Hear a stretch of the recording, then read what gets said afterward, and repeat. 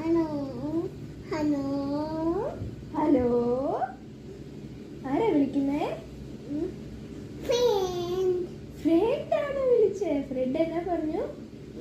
Fred എന്നാ പറഞ്ഞു? എന്തിനാ പെന്നിനെ വിളിച്ചേ?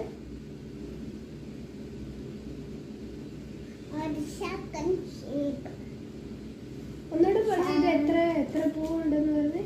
1 3 2 5 നോ നോ, 1 2 3 ഫ്ലവർ. 1 3 4 5 8. അല്ലേ കുഞ്ഞു? ഇത് ഒരു പ്രാവശ്യം കൂടെ അമ്മ പറയാം. 1 2